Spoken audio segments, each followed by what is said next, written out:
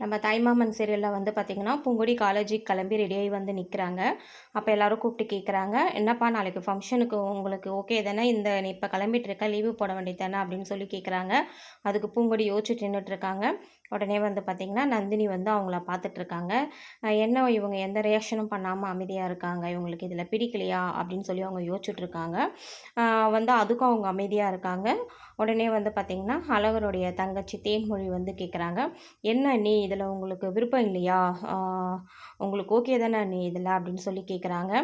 "எதுவாக இருந்தாலும் சொல்லுங்க அண்ணி. ஸோ உங்கள் வீட்டு சைடு, எங்கள் வீட்டு சைடு எல்லாருமே வருவாங்க. நமக்கு ஹாப்பி தானே அண்ணி?" அப்படின்னு சொல்லி கேட்குறாங்க. அதுக்கு அவங்க யோசிச்சுட்ருக்காங்க. உடனே அழகர் வந்து பார்த்திங்கன்னா, அவரும் வந்து முறைச்சிட்ருக்காரு.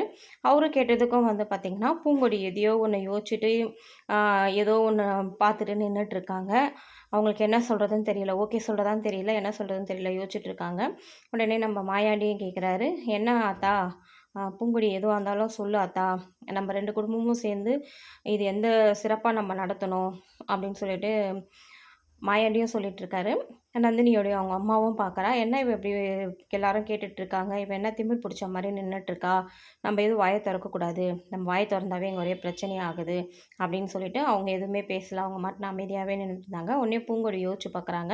அப்பா அன்னைக்கு சொன்னது, "ஆத்தா நம்ம வந்து ஈவினிங் நடக்கிற அந்த ஃபங்க்ஷன்லேயும் நம்ம கலந்துக்கிறோம். அண்டு எல்லாத்துலேயுமே இந்த விசேஷத்தில் எல்லாத்துலேயுமே நம்ம கலந்துக்கிறோம். மஞ்சள் தண்ணி சுற்றுறதுலேருந்து எல்லாமே. மறுநாள் வந்து அந்த கல்யாணத்துலேயும் நம்ம அந்த பூஜையிலையும் நம்ம கலந்துக்கக்கூடாது." அப்படின்னு சொன்னது பூங்கொடிக்கு ஞாபகம் வருது. அடுத்தது வந்து பார்த்திங்கன்னா, பென்னிக்கு ஃபோன் வருது.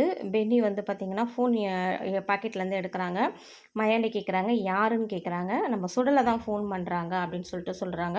"ஓகே ஸ்பீக்கரில் போடுங்க, என்னன்னு கேட்கலாம்." அப்படின்னு சொல்லிட்டு சொல்கிறாங்க. ஸ்பீக்கரில் போட்ட உடனே வந்து பார்த்திங்கன்னா, அவர் அந்த சைடு ஃபோன் அட்டன் பண்ணி, "இந்த சைடு சுடலை, அந்த சைடு யார் பென்னியா?" அப்படின்னு கேட்குறாங்க. இவங்க ஆமான்னு சொல்கிறாங்க. "ஓகே எங்கள் வீடு சைடில் வந்து நாளைக்கு நாங்கள் எல்லாருமே வந்துருவோம். ஸோ நீங்களும் வந்துருங்க. இந்த விழாவ வந்து நம்ம சிறப்பா நம்ம பண்ணிடலாம். ஸோ அத சொல்றதுக்கு தான் நான் கால் பண்ணேன்." அப்படின்னு சொல்லிட்டு சொல்றாங்க பென்னிக்கிட்ட. பென்னியும் ஓகே, ஓகேன்னு சொல்லிட்டு கட் பண்ணிடுறாங்க.